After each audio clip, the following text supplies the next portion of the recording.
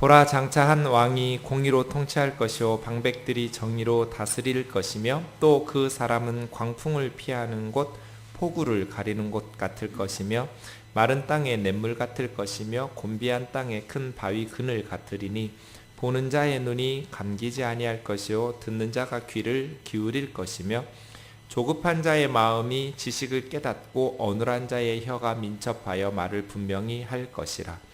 어리석은 자를 다시 존귀하다 부르지 아니하겠고 우둔한 자를 다시 존귀한 자라 말하지 아니하리니 이는 어리석은 자는 어리석은 것을 말하며 그 마음에 불의를 품어 간사를 행하며 패역한 말로 여호와를 거스르며 줄인 자의 속을 비게 하며 목마른 자에게서 마실 것을 없어지게 함이며 악한 자는 그 그릇이 악하여 악한 계획을 세워 거짓말로 가련한 자를 멸하며 가난한 자가 말을 바르게 할지라도 그리함이거니와 존귀한 자는 존귀한 일을 계획하나니 그는 항상 존귀한 일에 서리라. 아멘. 이사야서 32장 33장은 이제 의의 왕의 통치에 대해서 이야기하고 있습니다.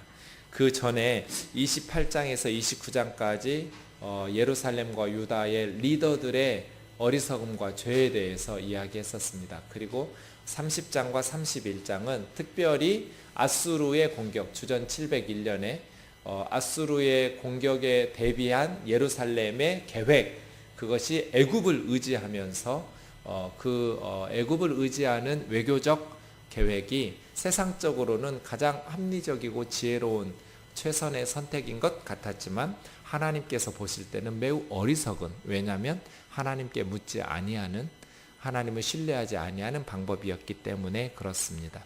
그래서 이사야서 28장에서부터 31장까지 리더들의 어리석은 죄에 대해서 책망하고 심판의 메시지들을 전했거든요. 물론 이사야서의 특징이 심판의 메시지만 있는 것이 아니죠. 항상 심판 가운데 회개하고 돌아오면 희망과 미래의 소망을 주는 메시지들도 있습니다. 자, 리더들이 이 모양이면 백성들은 어떻게 살아야 될까요?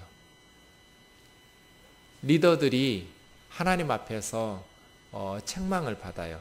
28장 29장에 보면 술 취해서 비틀거린 정신 나간 사람들 같아요. 맑은 정신으로 나라를 이끌어야 하잖아요. 근데 만취해가지고 비틀거리는 사람이 결정하고 이끄는 나라가 어떻게 바르게 되겠어요? 영적인 리더들도 마찬가지였어요. 선지자나 제사장들이 바르게 하나님 앞에서 백성들 사이에서 영적인 사역을 감당해야 되는데 만취한 사람들 같았어요. 만취한 사람들이 인도하는 예배가 어떻게 바른 예배가 될 수 있겠어요? 이스라엘의 영적인 리더들이 그랬단 말이에요. 그럼 백성들은 어떻게 해야 되냔 말이죠. 절망적인 상황, 도저히 희망을 가질 수 없는 상황 속에서도 하나님의 백성들은 포기하거나 절망 가운데서 낙심하면 안 된다는 거죠. 왜냐하면 진정한 하나님의 공동체의 왕은 하나님이시니까. 그래서예요. 제가 말씀 준비하면서 남한 교회, 남쪽 교회도 생각했지만 저 북녘의 교회들, 동방의 예루살렘이라고 불리었던 그 영적인 부흥운동이 일어났던 평양 원산을 중심으로 한 저 북한이 지금은 너무너무 절망적인 상황 속에서 리더들이라고 말할 수 없는 그 부패한 정권 밑에서 신음하고 있을 때 그 백성들은 어디에 희망을 둬야 되는가? 지도자들이 영적으로 타락하고 만취한 자들과 같아서 그렇게 어리석은 판단들을 할 때, 그렇게 어리석으면 스스로 겸손하면 되는데 어리석음과 교만이 더해지면 이제 망할 수밖에 없거든요. 예루살렘의 지도자들은 자기들에게는 재앙이 미치지 못할 것이라고 확신하고 있었어요. 그러니까 어리석은데 교만했어요. 그러니 망할 수밖에 없잖아요. 둘 중에 하나는 있어야 된다고 제가 늘 말하잖아요. 똑똑하든지 아니면 겸손하든지. 사실은 똑똑한 사람은 겸손하게 돼 있죠. 그런데 예루살렘의 지도자들은 어리석으면서 그 꼭 하는 짓이 술 취한 사람들 같았어요. 맑은 정신이 아닌 거예요. 제정신이 아니에요. 어리석으면서 교만했어요. 그러니 나라가 망할 수밖에 없잖아요. 그래서예요. 그때 하나님께서 아수르를 보내셔서 이스라엘의 불의한 리더들과 백성들에 대해서 징계하신 것이 아수르잖아요. 아수르는 예루살렘과 유다의 부패하고 타락한 것에 대한 하나님의 징계와 심판이었단 말이에요. 그러니 징계 가운데서 백성들은 어떻게 해야 될까요? 예루살렘의 리더들은 강도와 도둑떼들 같았어요. 백성들을 착취하고 억압하고, 그러니 도저히 그 땅에서 행복하게 살 수가 없었어요. 너무나 고통스러운 삶을 살아가는 예루살렘과 유다 백성들이 어떤 것을 바라보아야 되는가? 32장과 33장에서는 의의 왕을 바라보라는 거예요. 의의 왕, 메시아죠. 장차 임하여 하나님의 백성들을 정의와 공의로 다스리실 왕, 메시아를 바라보라는 거예요. 그래서 이제 32장과 33장을 묵상하게 될 텐데요. 오늘은 첫 시간으로 1절에서 8절까지 32장 메시아의 그 의의 왕, 또 그 의의 왕이 다스리는 메시아적 공동체, 그 사회가 어떤지를 너무너무 아름답게 그려지고 있어요. 1절에서 8절이 그렇고요. 9절에서 14절까지는 그럼에도 불구하고 하나님의 백성들의 부패와 타락, 예루살렘과 유다의 현실을 심판하시는 메시지가 이어지고요. 15절에서 20절까지는 다시 하나님의 구원의 메시지가 이어지면서 32장이 이어집니다. 32장 1절에서 8절까지는 9장 1절에서 7절, 11장 1절에서 9절까지의 내용하고 비슷해요.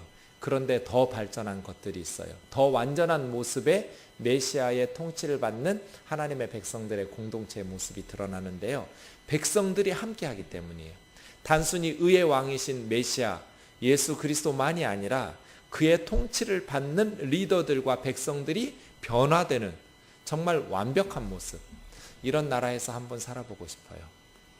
우리가 이러한 공동체를 꿈꾸면서 세상은 절망적인 지도자들 밑에서 탄식하고 있지만, 그럼에도 불구하고 낙심하거나 포기하지 말고 예수 그리스도 안에서 하나님의 왕되심을 사모하면서 하나님의 신적 통치, 하나님의 나라, 그 하나님의 나라를 꿈꾸면서 우리에게 주신 하나님의 귀한 사명들을 발견하는 시간들이 되기를 원합니다.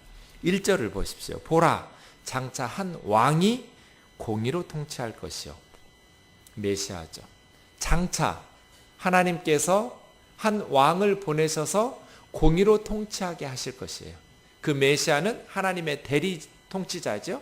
하나님을 대신해서 이 세상을 다스리시는 한 왕이 임하실 거라는 거예요. 한 왕. 그래서예요. 구약 성경에서 신약 성경의 저자들이 가장 많이 애용하고 사랑하는 성경 중에 하나가 이사야서예요. 예수님에 대한 예언이 많거든요. 한 왕이 공의로 다스리실 것이다. 체데크, 의로움으로, 거짓 없이, 정직함으로, 바르게 나라를 이끌어 가실 텐데, 그 왕과 더불어 방백들은 왕을 도와서 통치하는 리더들이겠죠? 방백들, 다스린다라는 단어에서 나왔어요. 관리들, 지금으로 하면 장관들, 국회의원들, 공무원들, 이런 사람들이겠죠. 왕을 도와서 돕는 방백들도 정의로 공동체를 다스린대요. 그러니까 의로운 왕뿐 아니라 한 왕이 장차 임하셔서 공의로 다스릴 것이고, 그리고 그 왕을 돕는 방백들도 정의로, 미슈파트에 정의로 나라를 다스릴 것이다. 정의와 공의로 다스리는 나라, 이런 나라를 이사야가 이야기하고 있는 거예요. 자, 2절과 3절만, 2절을 보시면 그 정의로운 왕이 다스리는 나라가 어떤 나라인가? 그 정의로운 왕이 방백들과 더불어서 다스리면 그 정의로운 왕은 어떤 통치를 해나가게 되는가? 백성들에게 어떤 유익이 있는가? 4가지로 말해요. 2절이요. 그 사람은 광풍을 피하는 곳, 폭우를 가리는 곳 같을 것이며 마른 땅의 냇물 같을 것이며 곤비한 땅의 큰 바위근을 같으리니. 왕이 정의롭게 공의롭게 공동체를 이끌어가면 그 왕은 백성들에게 광풍이 몰아붙일 때, 엄청난 바람이 불 때 피난처가 된다는 거예요. 그래서 그 백성들이 안전하게 위험을 피할 수 있는, 광풍으로부터 보호해주는, 마치 어미새가 새끼들을 자기 날개 아래 품 안에 품고 그 광풍을 견뎌내듯이 공의로운 왕 메시아의 통치 때 백성들이 광풍 속에 피하는 피난처가 될 것이고, 폭우를 가리우는 곳이 될 것이라. 폭우가 쏟아져 내려올 때 지도자가 막아준다는 거예요. 세 번째, 마른 땅에 시냇물 같을 것이라고. 의로운 왕은 백성들에게 메마른 땅에 시냇물처럼, 메마른 광야에 시냇물이 있으면 다시 백성들이 생기와 활력을 얻겠죠. 그렇게 구약 성경에 시냇물은 두 개가 있어요. 하나는 와디가 있고요, 하나는 펠라그가 있는데요. 이 와디는 그냥 사막에 갑자기 폭우가 쏟아져서 임시로 생기는 시내예요. 다시 비가 그치면 사라져버리는. 그러나 여기서 말한 펠레그는요, 인공적으로 만든 시내예요. 그래서 항상 흐르는 시내예요. 와디는 폭우가 쏟아지다가 멈추고 나면 사라지는. 그런데 여기서 말하는 지도자가 갑자기 은혜 주어서 잠깐 시냇물이 생겼다가 사라지는 그런 와디가 아니라 펠레그라고요. 시편 1편 3절에 있는 저는 시냇가에 심은 나무가 시절을 쫓아 과실을 맺으며, 그 시냇가가 펠레그예요. 그냥 자연적으로 생긴, 비가 많이 와서 있다가 사라지는 시냇물이 아니, 사시사철 흐르는 시내예요. 여기서 지도자가 의롭게 나라를 다스릴 때는 광야의 메마른 땅의 시냇물이라고 할 때는 그냥 갑자기 있다가 사라지는 시냇물이 아니에요. 사시사철 흐르는, 시편 1편에서 말하는 저는 시냇가에 심은 나무가 시절을 쫓아 과실을 맺는 것과 같은 시냇물이에요. 펠레그라고요. 그래서예요. 이 펠레그가 구약 성경에 10번 나오는데요. 그런 시냇물. 그러니까 이 왕이 그냥 가만히 있으니 우연히 비가 와서 생긴 시냇물이 아니죠. 고생해서 수고해서 백성들을 위해서 시냇물을 만들어 준 거예요. 그래서 사시사철 흐르도록. 그런 왕의 수고가 들어있는 시냇물이에요. 펠레그는. 그래서예요. 의로운 왕은 백성들에게 메마른 땅의 시냇물 같은 존재라고. 항상 사시사철 흐르면서 백성들에게 생명과 활력을 불어넣어주는. 네 번째, 곤비한 땅에 큰 바위그늘 같은 사람. 곤비하다, 피곤하다 할 때 비자는요, 고달플 비자예요. 괴로울. 그러니까 비참하고, 비에 피곤하고 힘든. 그래서 곤비하다라는 것은 지치고 피곤한, 고달픈. 지치고 피곤하고 고달픈 사람에게는 큰 바위 그늘과 같이 시원한 안식처를 제공해주는, 한낮의 뜨거운 더위에 큰 바위 그늘 같은 존재. 의로운 왕은 백성들에게 광풍이 몰아닥칠 때 피난처가 되고, 폭우가 쏟아져 내릴 때 안전한 보호처가 되면서, 메마른 사막에 시냇물과 같고, 또 너무나 피곤하고 지쳐서 곤비한 사람들에게 큰 바위 그늘과 같은 자들이라고. 말씀 묵상하면서 리더는 폼 잡으라고 있는 게 아니구나. 목에 힘주라고 있는 게 아니에요. 가정을 이끌어가는 가장과 또 어머니와 아버지로서의 그 부모의 역할을 한다라는 것은 이런 거구나. 부모가 부모 역할 제대로 하면 자녀들에게 광풍을 피하는 곳이 되고, 폭우를 가리는 곳이 되고, 메마른 땅에 시냇물과 같고, 곤비한 자녀들에게, 그 가족들에게 큰 바위 그늘 같은 존재구나. 목사도 장로님들도 그리고 교회 운영위원들도 교사들도 또 교회를 앞장서서 섬기는 방백들 또 지도자들, 나라를 이끌어가는 대통령도 장관도 국회의원도 또 공무원들도 그냥 그 자리에 세워주신 것이 아니구나. 의로우신 왕 예수 그리스도의 통치를 받은 하나님의 백성들이 앞장서서 이렇게 백성들에게 위로가 되었다면, 그래서 제가 돌아가신 아버지를 생각해 봤어요. 그랬더니 딱 4가지가 맞더라고요. 우리 아버지가 나에게 공부 많이 하지 않으시고 중학교 졸업해서 농부하면서 평생 살다 돌아가셨지만 우리 오남매 5명의 자식들에게는 광풍을 피하는 곳이었고 폭우를 가리는 곳이었고 마른 땅에 시냇물 같은 존재였고 곤비했던 우리들의 삶에, 그러면서 너무 감사했어요. 그리고 어렸을 때 우리 목사님들, 나를 가르쳐 주셨던 그런 목사님들, 그 시골교회 농촌교회에 와서 가난과 싸워가면서 열심히 하나님 바라보면서 목회하고 사역하셨던 그분들이 참 좋은 분들이었구나. 나는 지금 우리 떼인돌 성도들에게 광풍을 피할 수 있는 그늘이 되고 있는가? 폭우가 쏟아져 내릴 때 내 품 안에 가리워주면서 막아줄 수 있는가? 그래서 제가 운영위원회를 더 닥달해가지고 돈을 좀 세이브해서 우리 교회에 어려운 일들이 발생했을 때 수술도 시켜주고 집도 구해주고, 이런 구제사역을 더 열심히 해서 교회가, 리더들과 방백들이 그냥 폼으로 목사라는 직분만 가지고 있을 것이 아니라 정말 고통스러운 곤비한 백성들에게 큰 바위 그늘 갖고 작은 힘이나마 의지할 수 있는, 영적으로 기도해 줄 뿐 아니라 실질적으로 성도들에게, 백성들에게 희망을 주고 위로를 주고 어려움과 두려움 가운데에서 용기를 가지고 살아갈 수 있는 그런 교회가 돼야겠다, 그런 생각을 했어요. 믿고 의지할 수 있는 절망적인 성도들에게 펠레그, 시냇물을 흐르게 해줄 수 있고 정말 큰 바위 그늘에 안식처를 제공할 수 있는 의로운 왕은 그런 것이죠.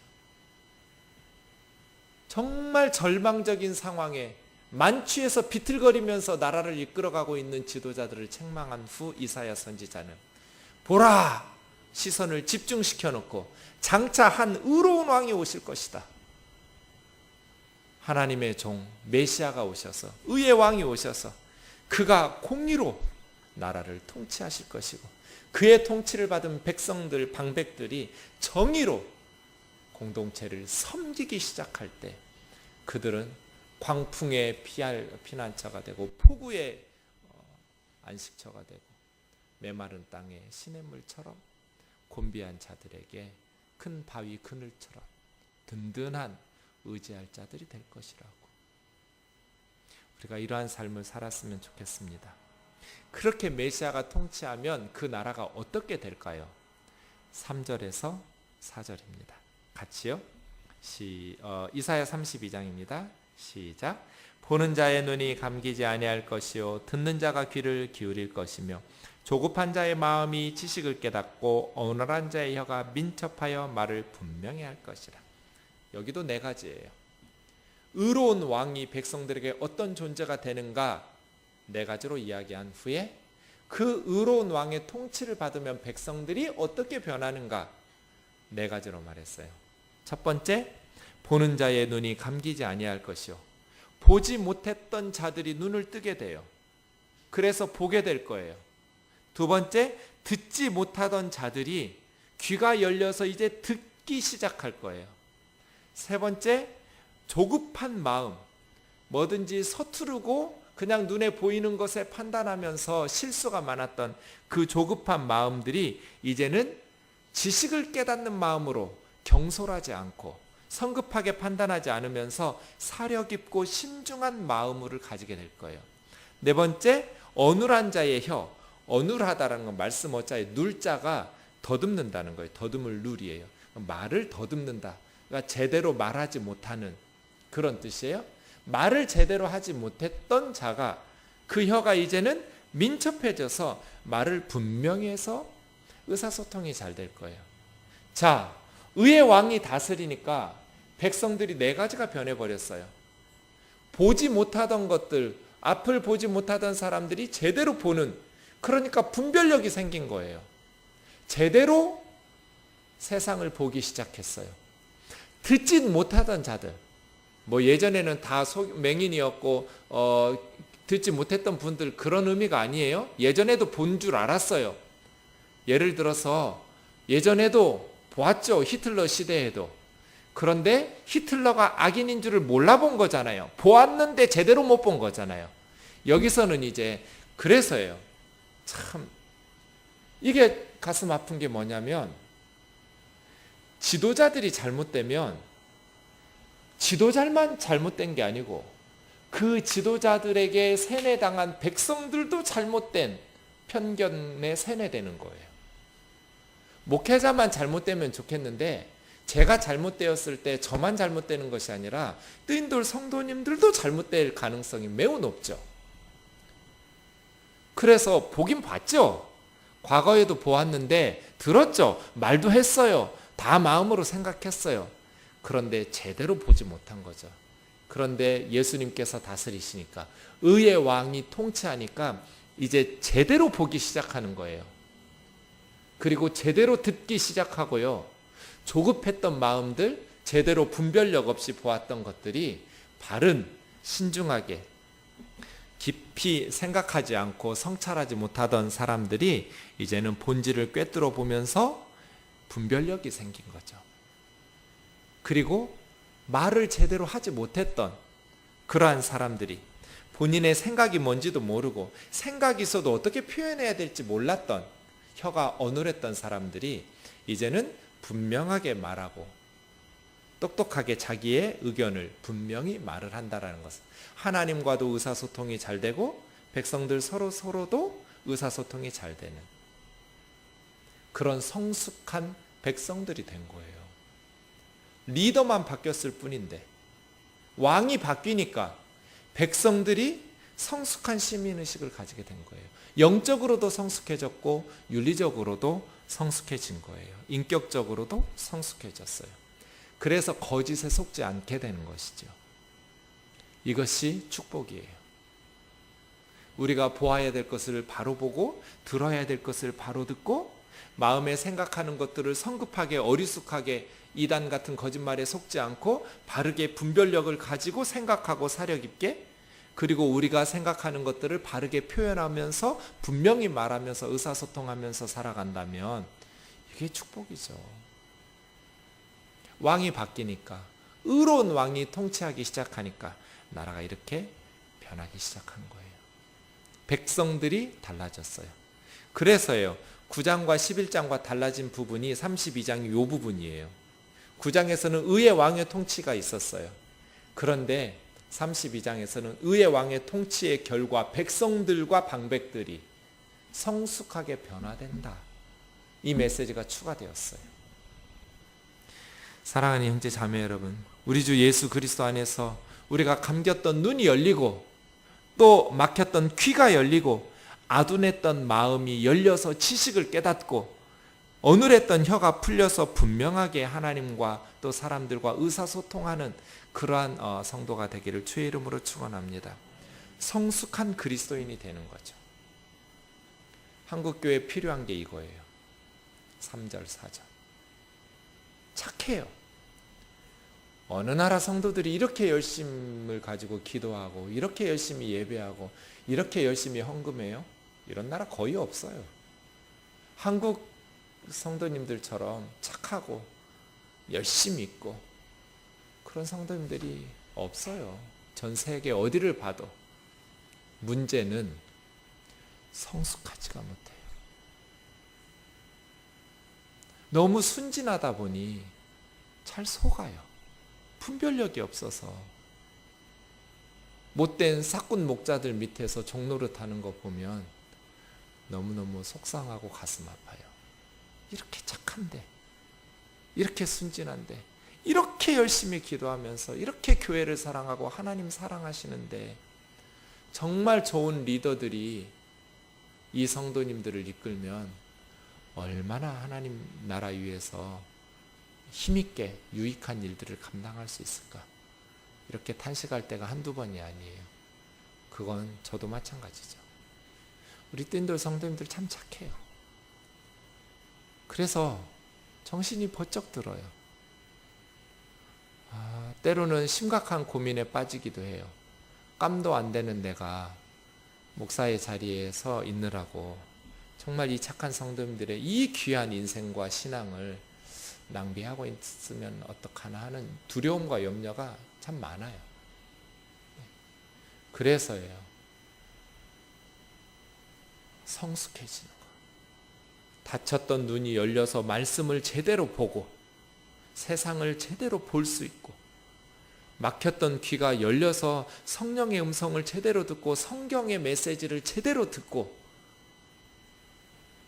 무딘 마음, 어리숙하고 미성숙했던 성급했던 조급한 마음이 열려서 신중하고 사려 깊고 지혜롭고 영적으로 깊이 있는 그러한 생각을 하고, 또 우리의 말들이 초급하지 않고 어눌하지 않고 하나님을 향해서 서로를 향해서 분명한 메시지들이 전달되면서 의사소통돼서 그렇게 살아간다면 얼마나 좋겠어요. 이러한 은혜가 있기를 주의 이름으로 축원합니다. 목사의 문제가 아니에요. 성도님들이 그렇게 양육되고 있느냐가 중요해요. 그렇죠? 그래서예요.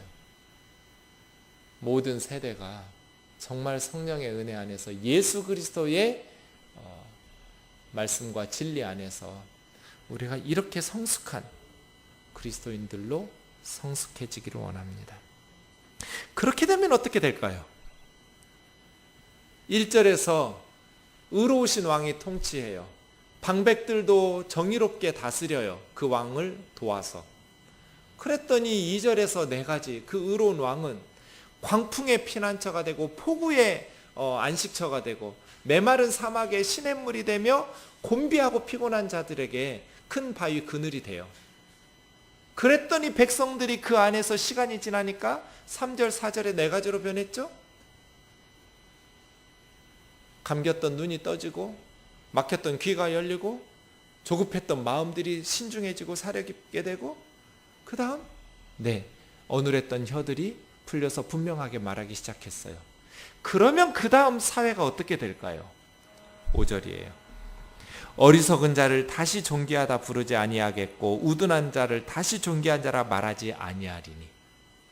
분별력이 생기니까 예전에는 어리석은 자를 존귀한 줄 알았는데, 히틀러가 정말 민족의 영웅인 줄 알았는데 바보가 바본 줄 알고, 어리석고 우둔한 자가 어리석고 우둔한 자를 알 수 있는 것.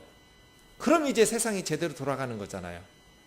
바보가 바보라고 그러고 바보에게, 악당에게 악당이라고 하면 그 사회는 건강한 거죠. 분별력이 생겼으니까요.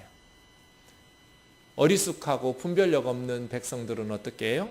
바보를 존귀하다 부르고, 우둔한 자를, 어리석고 루자에 둔자는 둔하다는 거예요. 네. 그래서 무덤덤한, 둔한, 원문에 보면 그냥 어리석은 사람이에요. 사악한 사람. 나발, 어리석은 사람을 존귀한 자라고 말하지 않고 사악한 사람을 존귀한 자라, 둘 다 존귀하다고 번역했지만 원문은 좀 달라요. 앞에서는 존귀한 게 맞고요, 뒤에서도 존귀하게 맞는데 단어는 조금 다른 두 단어를 쓰면서,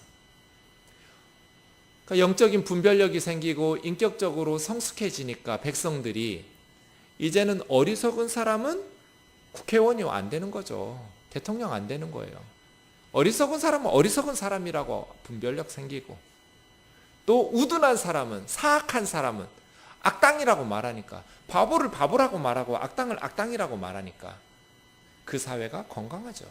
어느 사회나 바보는 있고요, 악당은 있어요. 그런데 문제는 백성들이 바보를 바본 줄 몰라보고 악당을 악당인 줄 몰라봐서 리더들로 세우니까 문제인 거잖아요. 그러지 않게 됐다는 거예요. 5절은. 의로운 왕이 정직하게 다스리기 시작하니까 백성들이 성숙하고 지혜로워져서 이제는 바보와 악인, 사악한 자들을 알아보게 되었어요. 제대로 보면서 분별력을 갖추게 된 것이죠. 여기서 바보라고 말하는 어리석은 자는 누구인가? 6절에서 이야기하고 있어요. 어리석은 자는 어리석은 것을 말하며 그 마음에 불의를 품어 간사를 행하며, 이 간은 범한다는 거고요. 사자가 속이다, 거짓말한다는 거예요. 사기치는 것. 그러니까 사기치는 것을 행한다. 이게 간사인데요. 간사하다. 원문에 보면 사악하고 하나님을 없다 하는 불경스러움. 이걸 간사라고 번역했어요. 그러니까 여기서 말하는 어리석은 사람은 공부 못해서 지식이 적은 사람이 아니에요. 영적으로 사악하고 윤리적으로 타락한 사람이 어리석은 사람이에요. 그러니까 어떻게 살겠어요? 패역한 말로 여호와를 거스리며, 이 패자가 어그러질 패자거든요. 반듯하지 않은, 어그러진, 역은 반역하다는 것이니까요. 패역하다라는 것은 기준에서, 하나님의 말씀의 길에서 벗어난, 반역한 그런 뜻이에요. 부패한. 패역하다라는 것, 원문에 보면 속이는, 거짓된 그런 뜻이에요. 죄악된.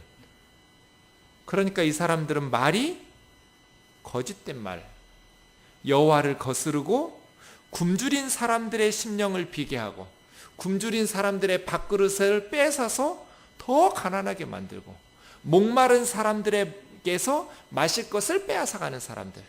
그러니까 여기서 말하는 어리석은 사람은 세상적으로 무능한 사람도 아니고요, 세상 학교 공부가 짧은 사람이라는 뜻도 아니에요. 리더들이에요.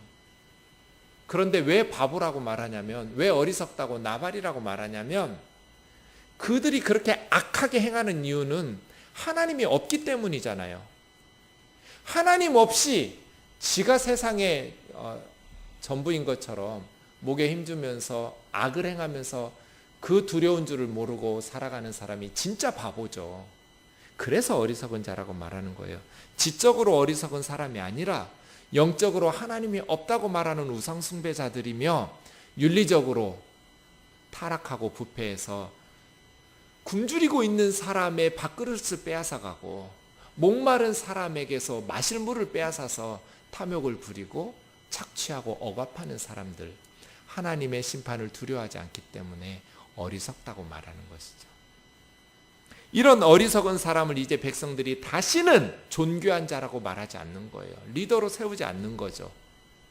그들의 패악함을, 겉으로는 지혜로운 척하고 백성들을 위하는 척하고 선거철만 되면 시장 쫓아다니고 백성들 앞에서 굽신거리고 잘하겠다고 말하지만 이제 백성들이 영적 분별력이 생긴 거죠. 그래서 속지 않은 거예요. 어리석은 자들에게 대해서. 악한 자는 7절이요. 그 그릇이 악하여. 그 그릇이라고 번역한 거 그릇이라고 하기도 되고, 도구, 기구. 그 사람들이 사용하는 모든 도구가 악해요. 그런데 악한 계획을 세워요. 8절에 보면 존귀한 일을 계획하고, 똑같이 계획, 야츠가 나오거든요. 계획하다. 무엇을 도모하냐면 악한 것을 도모해요. 늘 생각이 악한 생각밖에 없어요. 어떻게 하면 저놈 밥그릇에서 있는 저 먹을 걸 빼앗을까? 어떻게 하면 저 녀석의 그 마실 물을 빼앗을까? 그래서 내가 더 많이 가질까? 내가 속여서 더 많은 부귀영화를 누릴까? 이 악한 계획만 해요. 악한 사람들은 악한 계획을 세워 거짓말로 가련한 자, 련자는 불쌍히 여길 련자예요. 제가 오늘 국어사전 엄청 많이 찾았어요. 옥편 찾아가면서 모르겠더라고, 이게 정확한 뜻을. 그래서요, 불쌍히 여겨야 될 가련한 사람들을 국어사전 옥편만 찾은 거 아니에요? 네, 히브리어 성경도 일일이 단어 다 확인했어요. 너무 실감 나더라고요. 악한 사람들은 불쌍한 사람들, 가련한 사람들을 멸시해요. 그리고 가난한 사람들이 바른 말을 해도 똑같이 멸해요. 그러니까 악한 거예요. 바른 말을 하는 사람은 그 사람이 가난하든지 힘이 있든지 그 사람을 지지하고 옳다고 말해야 하잖아요. 그런데 무시해요. 가련하고 가난한 사람들을 멸하고 바른 말을 해도 무시하고 억압하면서 착취하고 빼앗는 사람들, 어리석은 사람들. 예전에 이런 강도와 같은 리더들 밑에서 예루살렘 사람들이, 유다 사람들이 신음했죠. 그렇게 살았어요. 그러니 하나님께서 아수르를 보내셔서 심판하신 거잖아요. 그러나 마지막 8절이요. 존귀한 자는 존귀한 일을 계획하나니. 이 사람은 늘 생각 속에 존귀한 일을 계획해요. 그래서 항상 존귀한 일에 서요.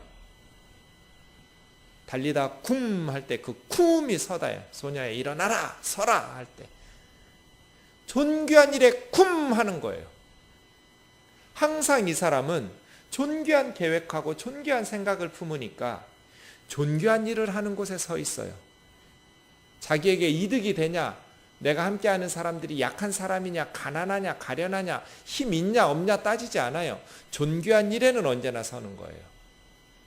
이 세상은 악한 계획을 가지고 거짓말로 백성들을 무너뜨리면서 자기의 이득을 취하는 악한 사람들과 존귀한 사람들이 존귀한 계획을 도모하면서 어떻게 하면 이 백성들과 더불어 함께 이 공동체가 정말 하나님 기뻐하시는 삶을 살아가게 될 것인가? 어떻게 하면 우리 후손들이 잘 살아갈 수 있는 나라를 만들 수 있을 것인가? 존귀한 사람들은 존귀한 계획을 하면서 존귀한 일에 서 있는 그 두 세력 간의 대결의 장이에요. 이 세상은. 지금 이 순간에도 악한 사람들은 악한 계획에만 몰두해 있어요. 존귀한 사람들은 존귀한 계획에 몰두하고 연구하고 있어요.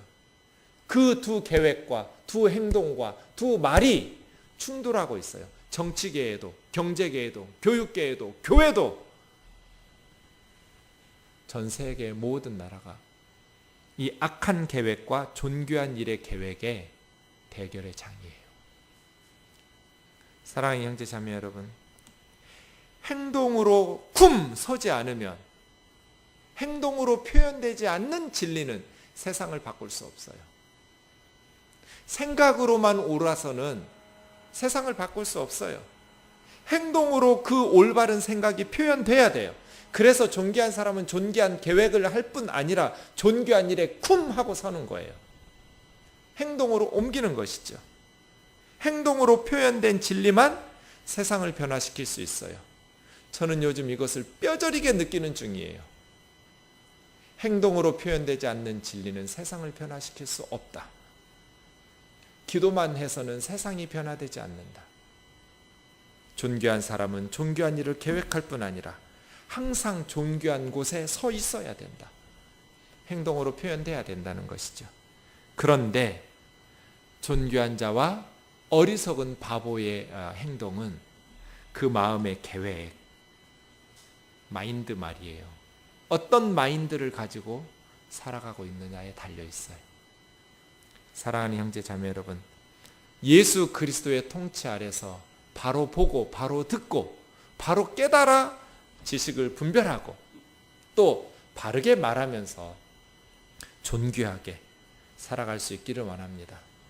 바보를 바보라고 말하고 악인을 악인이라고 말할 수 있는 그러한 영적인 분별력이 있기를 원하고, 또 그렇게 성숙한 분별력을 가지고 존귀한 일에 저와 여러분의 삶이 쓰임받을 수 있는 그러한 성도의 삶 되기를 주의 이름으로 축원합니다.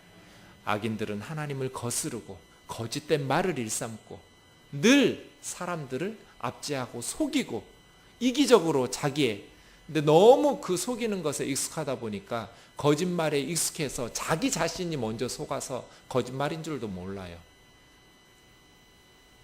거짓과 참이 뒤섞여져 있어서 자기 자신조차도 거짓에 휩싸인 줄을 모르고 그렇게 어리석은 바보들이 악을 도모하면서 사는 사람들이 너무 많은 세상이니까 정신 바짝 차리고 하나님의 말씀을 바르게 듣고 바르게 보고 바르게 깨달아서 바르게 말하면서 존귀하게 살아갈 수 있기를 주의 이름으로 축원합니다. 그런 의미에서 찬송하고 말씀 붙들고